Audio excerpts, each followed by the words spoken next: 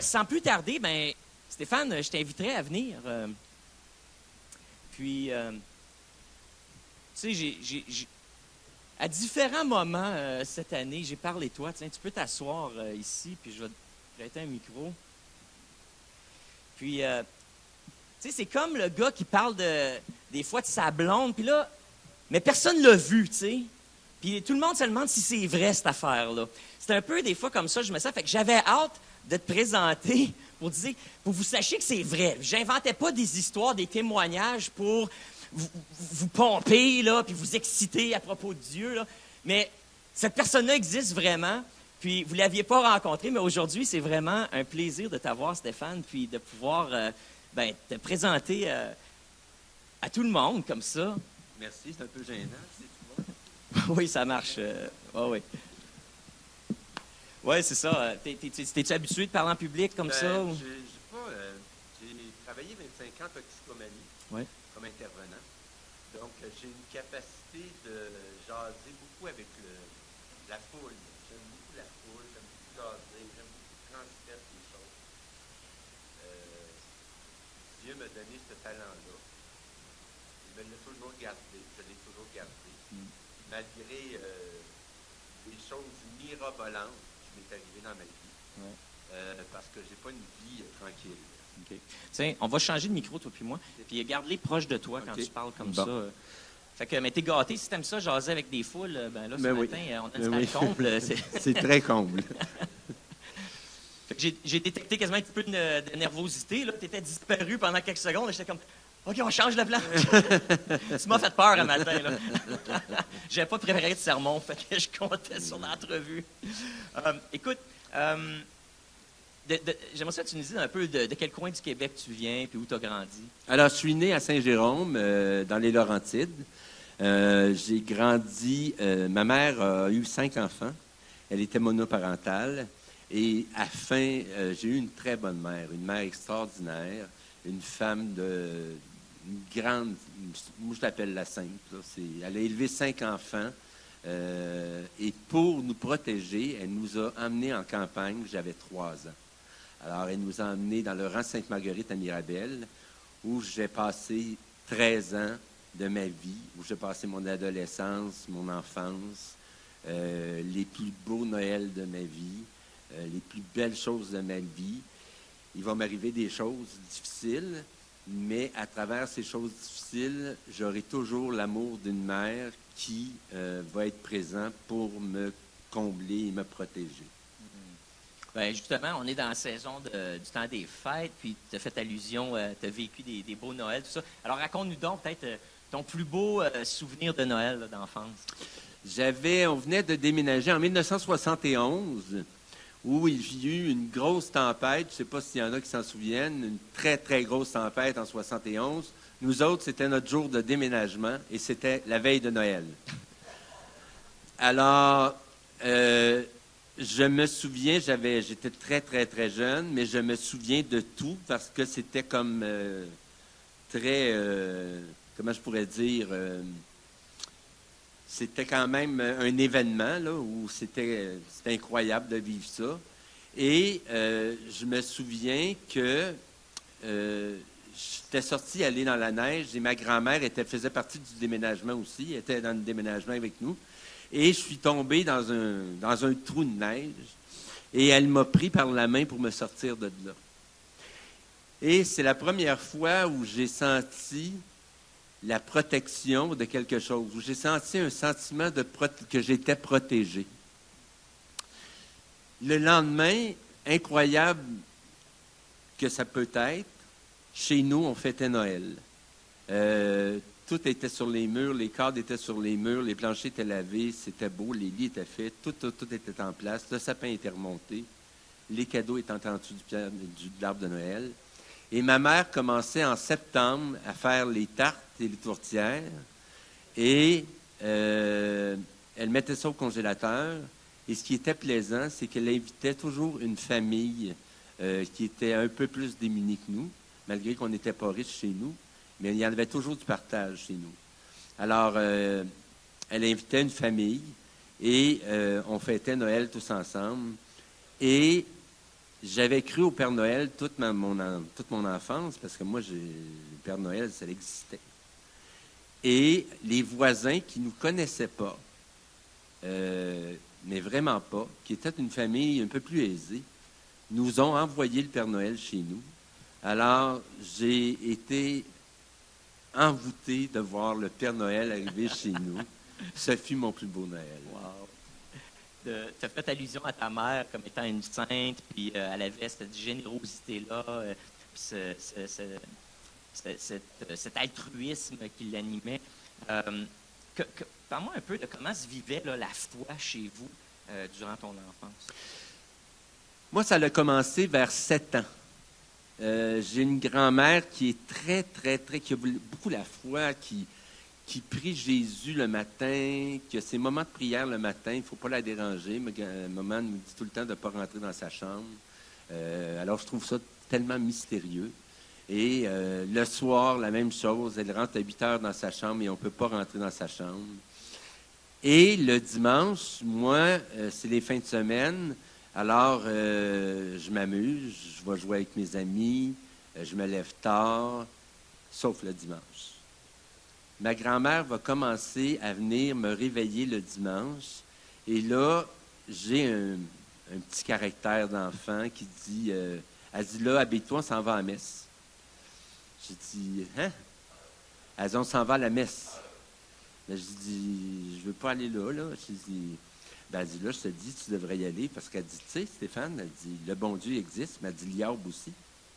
Puis elle dit, là, moi, je te le dis, si tu viens pas à la messe, tu pourras avoir des problèmes avec le Iarbe. Puis si tu as des problèmes avec le Iarbe, mais ça va te prendre Jésus. Fait que t'es bien mieux de venir à la messe. Alors, j'ai commencé à aller à l'église sous menace. Et je me souviens que pour moi, ça voulait rien dire au début. Ça voulait dire que ma grand-mère me donnait 25 cents pour la quête, puis je le mettais dans mes poches. Ça voulait dire que je passais du temps avec grand-maman, puis des fois, elle m'achetait une patate frite après. Ça voulait dire, jusqu'à un moment donné, où grand-mère, j'ai commencé à vivre des expériences difficiles dans mon enfance, et grand-mère l'a détecté. Et elle m'a dit de me confier à Jésus, de prier Jésus. Alors là, je savais c'était qui Jésus, parce que moi, c'était Jésus, c'était l'homme sur la croix. Ce que j'avais compris, c'est qu'il était mort pour nous. Et nous avait, en faisant ce geste, racheté. Racheté de quoi, je ne le savais pas, par exemple, là, parce que moi, je n'avais pas de péché. À part celui de mettre le 25 cents de la quête dans tes poches. Oui, c'est ça. Mais j'ai découvert une grand-mère qui était un peu plus sérieuse au niveau de la foi quand j'ai commencé à avoir des problématiques dans mon enfance avec des abus que j'ai vécus. Alors, je suis devenu un autre genre d'enfant, avec une autre image. L'enfant qui était enjoué, émerveillé, qui aimait la vie, qui voyait les choses, le soleil, qui s'émerveillait devant le soleil. Moi, je m'émerveillais devant tout quand j'étais jeune. Une grenouille, n'importe quoi, je m'émerveillais. Et tout d'un coup, tout ça est parti, après les abus. Et grand-mère a été là pendant ce temps-là, sans me demander qu'est-ce qui se passait, mais elle me le disait. Tu te souviens, je te parlais du diable. Mais elle dit, il y a Jésus aussi. Parle-lui. Alors, toute mon enfance, je vais me confier à Dieu, je vais me confier à Jésus, et je ne parlerai pas de tout ça. Je vais seulement que me confier à Jésus. Donc, pour moi, l'être humain devient quelque chose d'autre. C'est plus la même chose. J'ai plus confiance. Mais j'ai confiance en Dieu et j'ai confiance en Jésus. Souvent, maman me pogne à me parler tout seul, puis là, je dis, je prie. Grand-maman me dit de prier. Alors, c'est comme ça un peu, là. OK. Fait que je trouve ça intéressant. Puis un petit mot aux parents, là, puis aux grands-parents. Ayez pas peur de forcer les enfants à venir à l'église avec vous autres.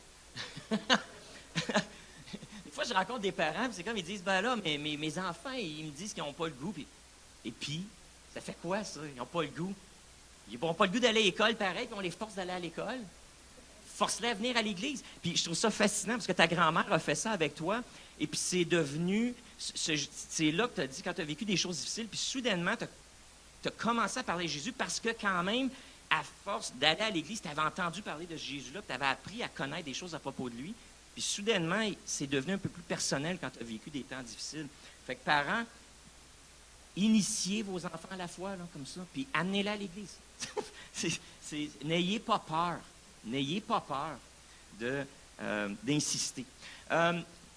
Écoute, cette communication-là avec Jésus, malgré, là, puis on va revenir sur les abus, les temps difficiles, ces choses-là, mais fait qu'il y a eu cette connexion-là avec Dieu, puis ça a été intense parce qu'à un moment donné, quand tu es jeune adulte, tu as voulu devenir moine. Oui. Et puis, j'aimerais que tu nous parles un peu, justement, de ce rêve-là, puis qu'est-ce qui s'est passé dans ton Alors, j'ai vécu mes moments difficiles et j'ai moins confiance aux humains, hein, aux personnes de chair. J'ai moins confiance, mais j'ai très confiance en Jésus et en Dieu.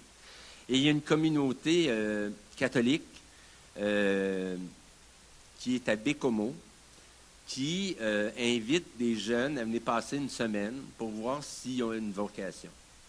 Alors, connaissant les mouvements religieux, parce que je m'impliquais plus à l'adolescence aux mouvements religieux, parce que je voulais me rapprocher de Jésus, parce qu'à toutes les fois que j'étais proche de Jésus, je sentais plus le mal que j'avais de vivre par rapport à ce que j'avais vécu. Alors, plus j'étais proche, plus je chantais Jésus, plus j'étais avec lui, plus je me sentais bien. Alors, je voulais toujours être avec lui.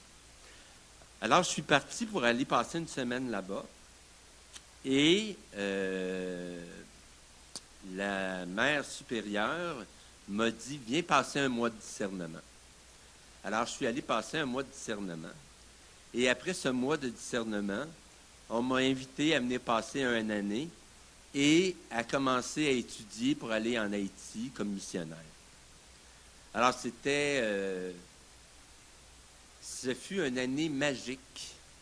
Je dis magique parce que j'étais constamment en présence de Dieu, en présence de Jésus. Je priais tous les jours. J'étais envahi de sa présence. J'ai toujours eu un contact avec Jésus très simple. Ça n'a jamais été compliqué, moi. J'ai jamais trouvé ça dur. J'ai jamais cherché Jésus, moi. J'y parle, puis des fois, je parle dans le casque, puis des fois, il me parle dans le casque. Puis moi, je suis convaincu qu'il est présent. Je suis convaincu qu'il est là. Je suis convaincu qu'il est là en tout temps, dans nos vies, dans tous les moments. Je suis convaincu de ça. Parce que c'est impossible avec la vie que j'ai eue qu'il n'ait pas été là. Mais tu as été justement dans cette communauté-là, oui. Tu as eu cette expérience-là pendant un an. Oui. Même qu'il y a une des sœurs qui t'avait donné un surnom, je crois. Oui. Alors, chaque nouveau venu avait un nom. Et mon nom nouveau qui m'avait été donné était Stéphane de la proclamation de foi. Fait qu'il il avait remarqué quelque chose en toi. Tu disais tantôt, tu aimes ça parler, tu étais à l'aise avec le monde, puis on le voit, là. Oui. Donc, elle avait détecté ça un peu, ce côté évangéliste un peu en toi. Oui, là. oui. Elle avait découvert ça. Et ce qui était drôle, c'est qu'elle me faisait participer à sur les repas. Elle me faisait raconter une histoire de ma journée. Parce que moi, je ne sais pas pourquoi, mais mes journées ne sont jamais comme les autres. Il y a toujours quelque chose qui arrive. Alors, elle me faisait raconter mes journées. Et, entre autres, j'ai fumé au couvent. Et puis, elle m'a pogné. Fait qu'elle m'a dit de raconter ça devant la communauté. Des choses comme ça. C'était des petits Fioretti qui étaient drôles. Puis, c'était plaisant. Fait qu'il y a eu quand même un moment tournant là, où bien que l'année s'est très bien déroulée. Tu t'es fait prendre par surprise à un moment donné, pas à fumer, mais par une conversation avec la mère supérieure. Puis ça a vraiment là, été un point tournant dans ta vie. Raconte-nous ça, cette conversation-là. Ben, la conversation, la dernière conversation que j'ai eue, je ne sais pas si c'est elle que tu parles, mais la dernière conversation que j'ai eue, elle m'a fait venir au bureau. Et elle m'a dit que j'avais plus d'appel, qu'elle ne voyait plus un appel en moi. Pourtant, je suivais tout ce que j'avais à suivre en Jésus, tout ce que j'avais à faire en Jésus. Je vivais la chasteté, je faisais ce que j'avais à faire. Sauf que il y avait eu une conversation où dans ma vie, j'avais vécu l'homosexualité. Alors, ça l'a accroché et on m'a dit que j'avais plus d'appel. Alors, je suis parti de la communauté et là, ça va être terrible parce que je vais me révolter contre Jésus, contre la foi, contre l'Église et contre tout. Je vais devenir un délinquant, mais profond, jusqu'à l'itinérance. Donc, puis on va revenir à quelques-unes de ces choses-là. Mais tu viens de mentionner justement que ce qui a fait que tu t'es fait, pour toute fin pratique, là, de mettre à la porte du couvent, c'était que tu avais eu des expériences homosexuelles. Peux-tu nous raconter un peu ton éveil à l'homosexualité? Et comment est-ce que c'est venu, ça? J'avais 5 ans la première fois lorsque j'ai été abusé par mon premier frère. Et j'avais 9 ans, de 9 ans à 12 ans, où j'ai été abusé par mon deuxième frère. Et le deuxième frère va aller plus loin, où il va me vendre à des pédophiles. Alors, mon enfance, où était devenue merveilleuse avec mes grands-parents, avec ma grand-mère, avec ma famille, où c'était beau, est devenue atroce. Mais tellement qu'en dernier, c'était rendu normal. C'était rendu normal que j'aille faire ça, qu'il me vende à des pédophiles, que je m'en aille avec lui, le monsieur, puis que je fasse ce que j'ai à faire, puis je revienne. Mais je ne voyais pas toute la destruction que ça faisait à l'intérieur de moi. Je suis devenu un enfant gris, un enfant qui ne voyait plus la vie. Moi, je souriais pour rien. Je voulais me faire aimer de tout le monde parce que je me détestais.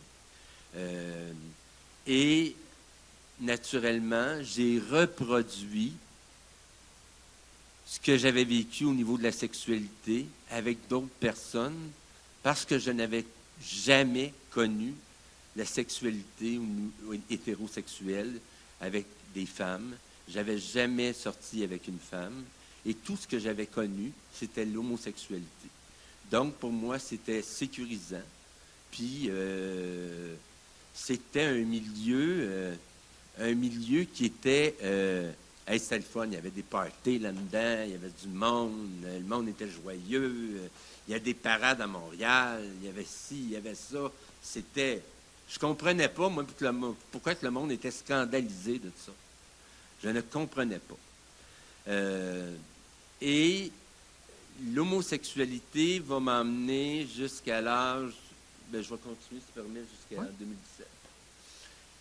Jusqu'en 2017, où je m'en vais travailler à Fermont et je vais vivre une agression homophobe de 7 personnes qui vont me séquestrer pendant 3 heures et quart de temps, qui vont me battre à mort, qui vont me laisser à moins 40 dans la neige nue. Et je vous passe là de ce qu'ils m'ont fait parce que c'est pas approprié dans une église à nommer, là, je trouve. Mais c'est vraiment des choses atroces. Atroces. Où il y a un grand cheminement qui a été fait au niveau de ma vie après, où je suis tombé où j'ai été à la rue en 2020. Et suite à ces événements-là, je suis allé à la rue en 2020. Mais à partir de 2017, j'ai arrêté tout ce qui était de sexualité homosexuelle, de masturbation, il y a eu un éveil qui s'est fait en moi. Il y a eu quelque chose qui s'est produit en moi. Et malgré que je n'étais pas trempé dans Jésus totalement, il y avait quelque chose qui se passait en moi où j'avais un rejet de l'homosexualité. Où à quelque part, pour moi, ça ne fitait plus dans mes affaires. Puis j'ai continué comme ça et j'ai rencontré quelqu'un sur la rue qui m'a emmené manger du poulet au coq. Pascal. Ben, en fait, tu étais venu ici. J'étais venu à l'église. La première fois que je t'ai vu, tu m'as demandé de l'argent. Oui, c'est vrai. Puis je t'ai dit non. Oui, c'est vrai. Mais tu m'as dit non, mais tu m'as emmené magasiner pour m'acheter mes sous-vêtements, des pantalons puis des bas.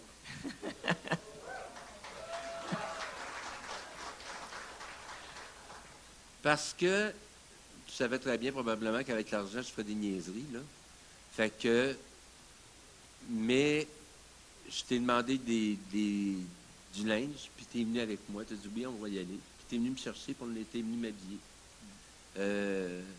Là, à ce moment-là, là, tu étais passé de la rue, là, tu habitais au Partage Saint-François. Mais on était... Partage Saint-François, c'est un endroit, c'est un refuge pour itinérants. Mais c'est quand même la rue, là. C'est quand même pas un beau logement avec une famille, de l'amour et tout et tout. Du range d'eau, il faut aller jouer dehors. Oui, c'est ça. Là, puis tu reviens à 7 heures pour ton... C'est ça. Le jour, tu t'en vas, hiver comme été, et tu reviens le soir à 7 heures, et tu prends une douche, tu as ton lit, tu te couches, puis le lendemain, tu repars. Ça va toffer comme ça un bout. Et tranquillement, pas vite, je vais développer une relation. Tranquillement, pas vite, on développe une relation ensemble. Je vais rester à Sherbrooke. Et comme j'ai vécu une agression, je vais être devenu une victime d'acte criminel. Donc, je vais recevoir un gros montant d'argent qui va être de 350 000 $. Et en 4 mois, j'ai des amis qui m'ont accueilli chez eux. Et en 4 mois, le 350 000 $ s'est envolé. S'est envolé la drogue, s'est envolé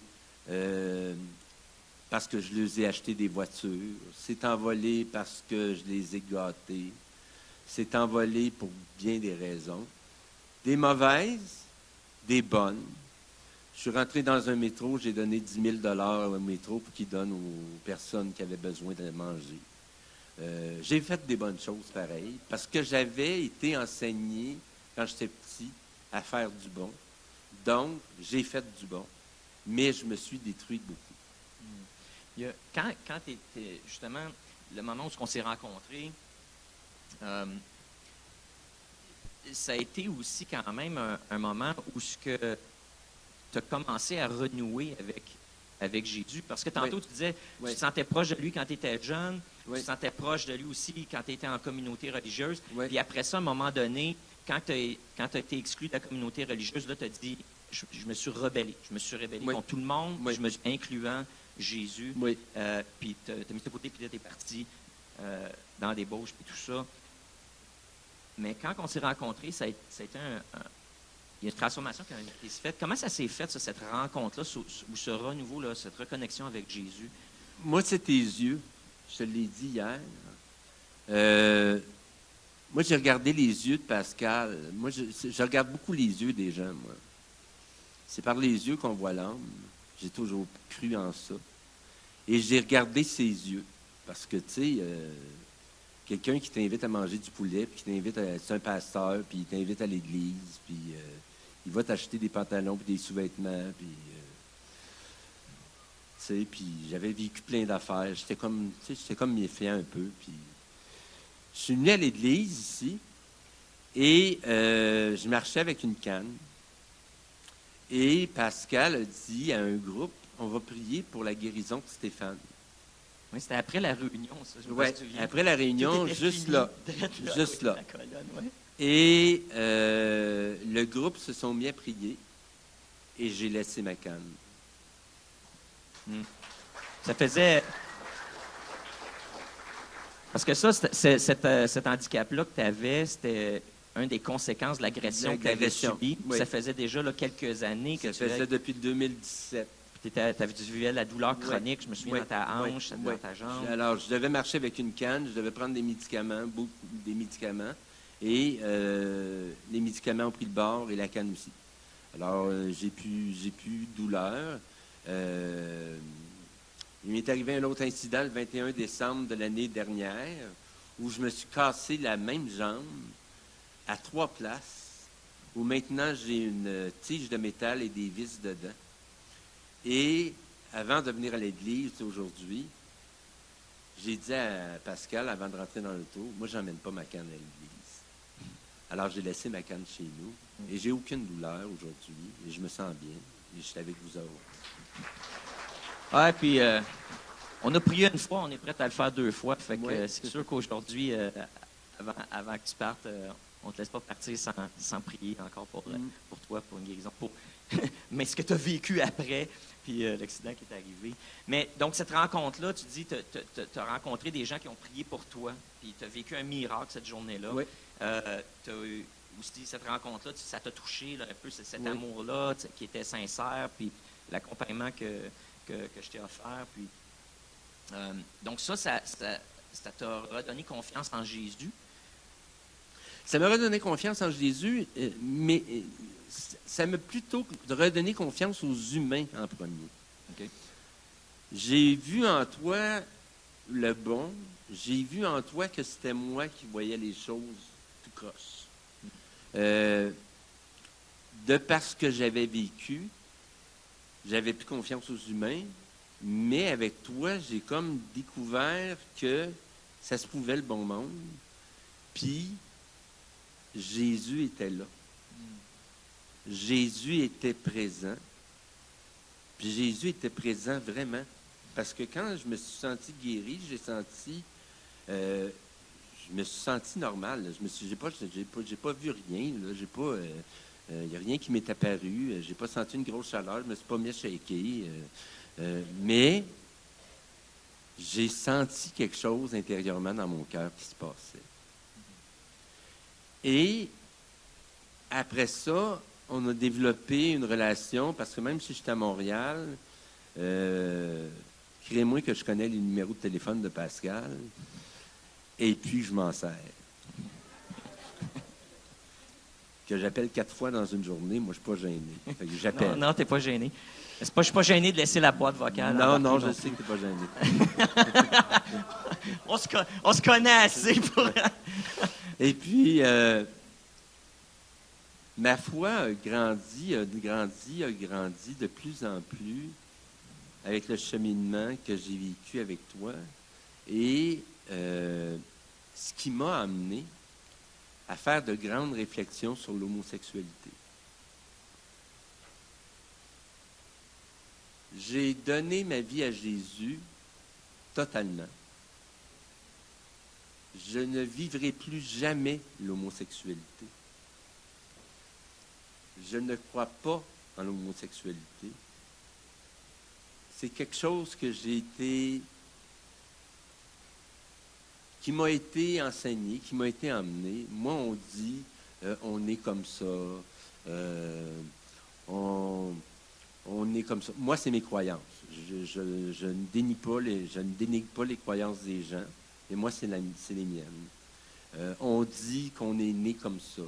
On dit que c'est dû aux parents, que c'est dû aux gènes, que c'est dû à ça, que c'est dû à ça. Qu'il faut accepter tout le monde comme ils sont. Mais ça, c'est vrai. Ça, c'est vrai.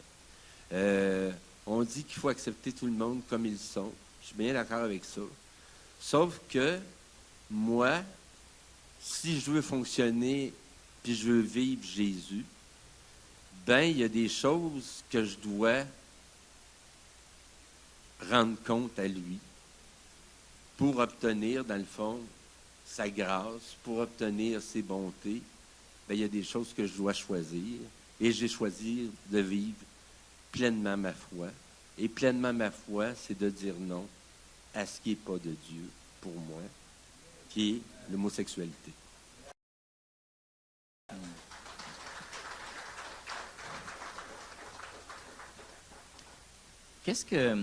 Raconte-nous que tu as parlé de cette... Jésus a fait plusieurs choses dans ta vie, il continue d'en faire, puis tu n'es pas arrivé au bout de la route, hein? Donc c'est une transformation qui prend place, tu as encore des défis.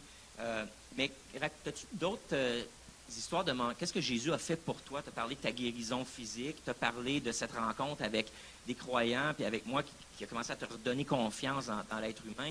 Tu as parlé de le style de vie homosexuel que tu as mis de côté. Quelle autre transformation ou miracle que tu as vécu avec Jésus?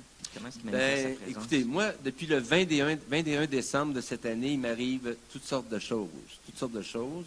Je vais vous les nommer. Le 21 décembre 2022, je me suis cassé la jambe. J'ai été 4 fois hospitalisé. J'ai été 4 autres fois hospitalisé parce que mes jambes se sont remplies d'eau. J'ai fait une crise cardiaque il y a 3 mois. On m'a posé un pacemaker. Et tout ça, là, j'ai tout arrêté de consommer. J'ai arrêté, je mène une bonne vie. J'essaye, en tout cas, de mener une bonne vie et de suivre Jésus le plus possible et de lui parler à tous les jours. Mais tout ça m'est arrivé un après l'autre, une chose après l'autre. La crise de cœur, les jambes qui ne fonctionnent pas, les jambes cassées. Et à toutes les fois, je ne me suis jamais senti seul. Jamais. Jamais je me suis senti seul. Soit que j'avais un téléphone de Pascal, soit que je téléphonais à Pascal.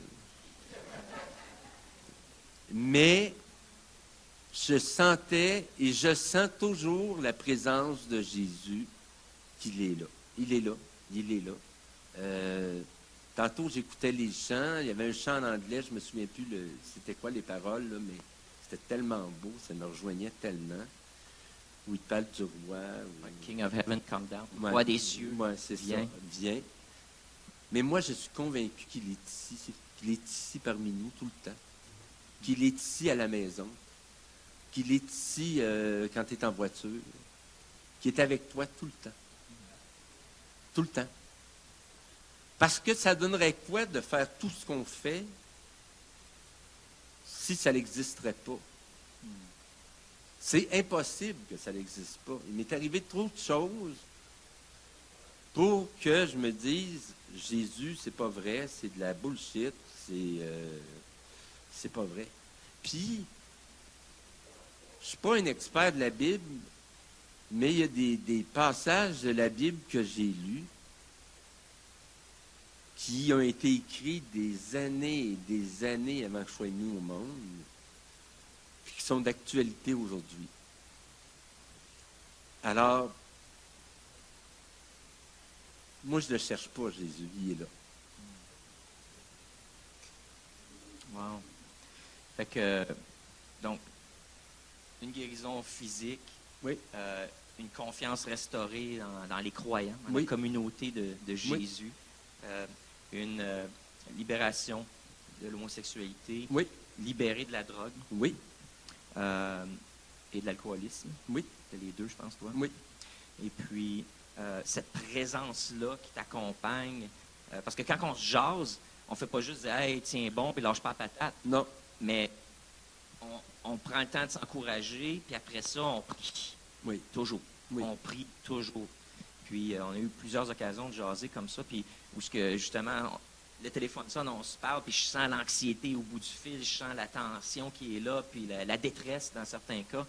Et puis, en priant, c'est incroyable, là, quand on prie, je sens la personne au bout du fil là, changer, le calme revenir. Des fois, je prie, je pense que tu t'es endormi au téléphone, je t'entends respirer. Puis là, c'est tout calme.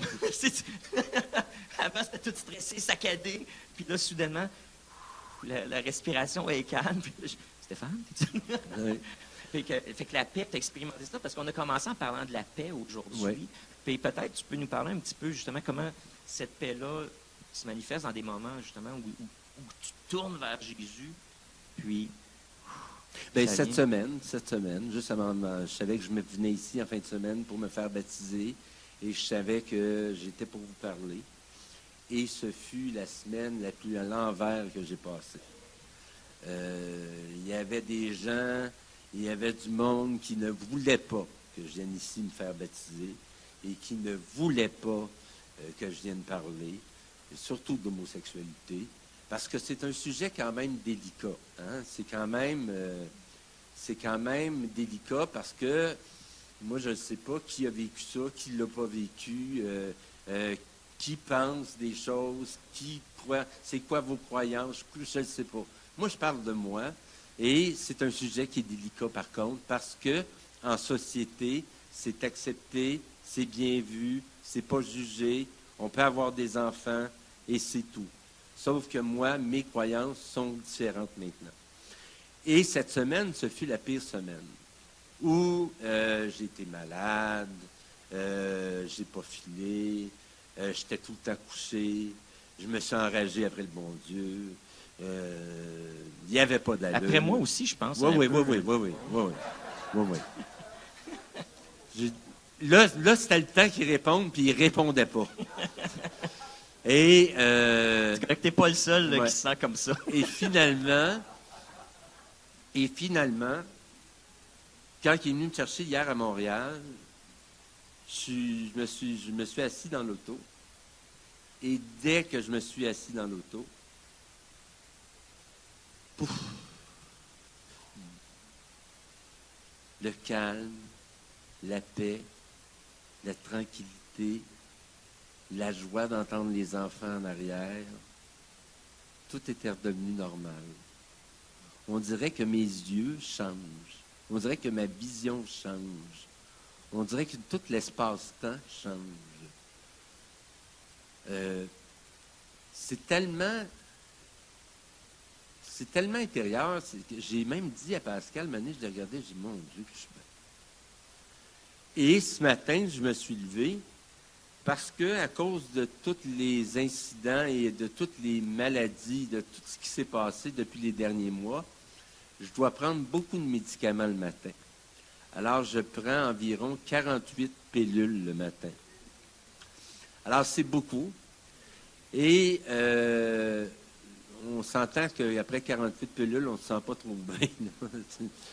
Avant le déjeuner, là, c'est comme... c'est pas tout le temps hein?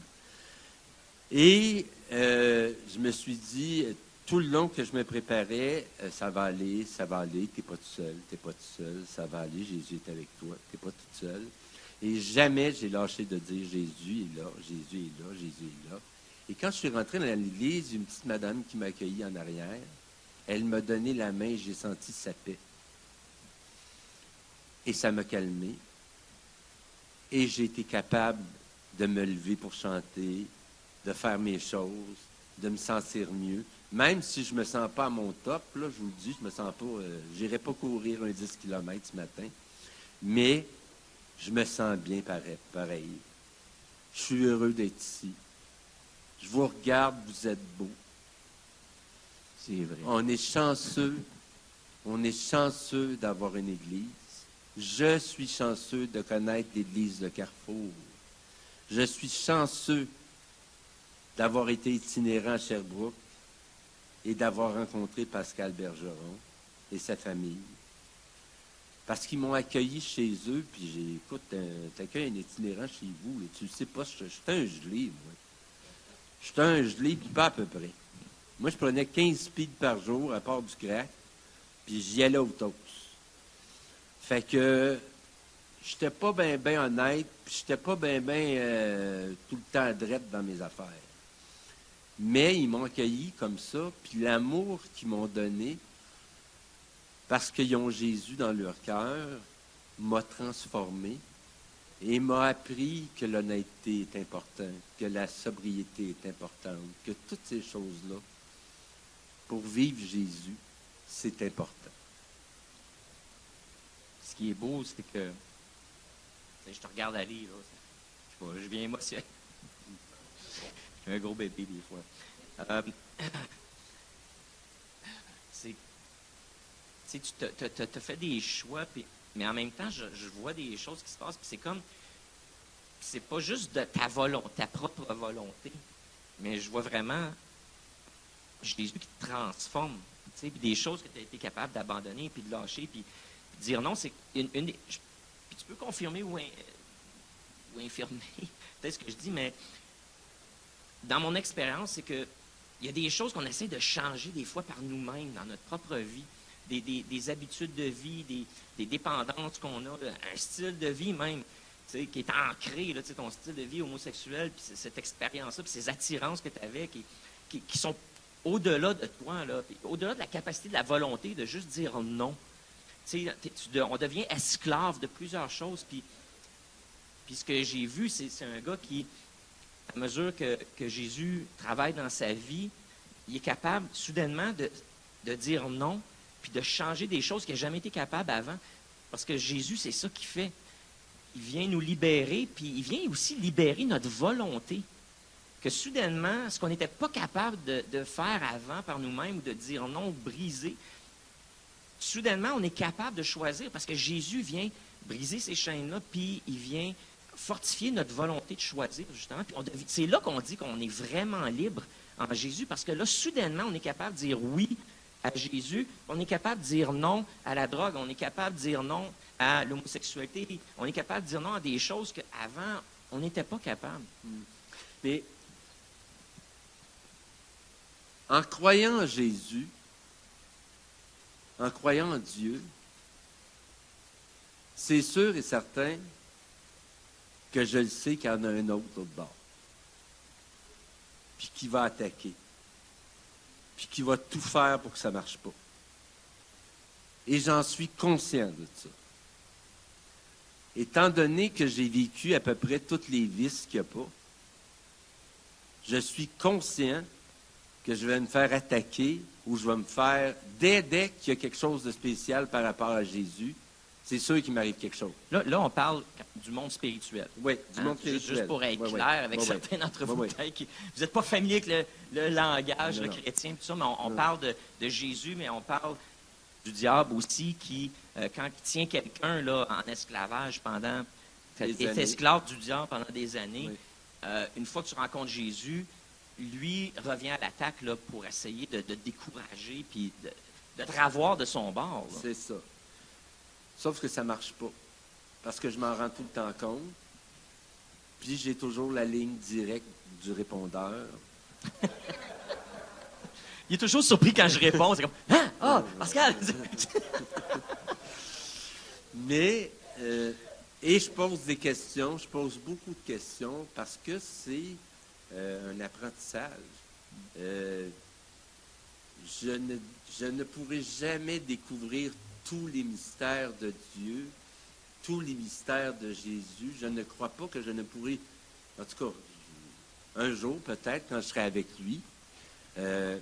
Mais en attendant, je découvre à tous les jours des choses. Je découvre chez les autres des choses. Parce que je parle à des gens, j'entends des belles choses. Comme tantôt, il y a quelqu'un qui me jasait de comment il avait rencontré Jésus. Je ne connais pas ce monsieur-là. Là. Je ne l'ai jamais vu. Il ne me connaît pas non plus. Mais c'était tellement beau ce qu'il disait. Puis c'est venu me toucher. Fait qu'il y a des... Si c'est pas vrai, si ça n'existe pas, ben voyons donc, c'est comme... C'est impossible. C'est impossible. C'est impossible. Alors moi, je suis un convaincu. Un convaincu. Et j'aime Jésus. Je l'aime à rompre tout, à donner tout, à tout faire pour lui, même si des fois ça ne me tente pas du tout. Mais, même si des fois je me fâche, parce que j'ai un caractère, je me fâche, mais je reviens tout le temps à demander à Jésus pardon, parce que je sais que c'était pas la bonne manière d'agir. Puis je le sais que c'est lui qui est amour. C'est lui qui est là pour moi. C'est lui qui me fait respirer, puis qui me fait vivre. Puis c'est lui qui me rend joyeux. Puis c'est lui qui me donne la paix. Puis c'est lui qui forme les couples. C'est lui qui donne les enfants aux familles. C'est lui qui fait tout. Alors, je ne peux pas être plus heureux que ça. C'est sûr et certain que ma santé présentement m'inquiète, mais je donne ça tous les jours à Dieu et à Jésus. Alors, ça ne m'appartient pas. Et à tous les jours, je me lève, je respire, je mange, puis je fais ma journée comme tout le monde. Mais c'est sûr et certain, c'est un peu plus difficile, mais c'est pas grave, j'ai confiance que ça va s'arranger. Ben, écoute, Stéphane, merci. Oui.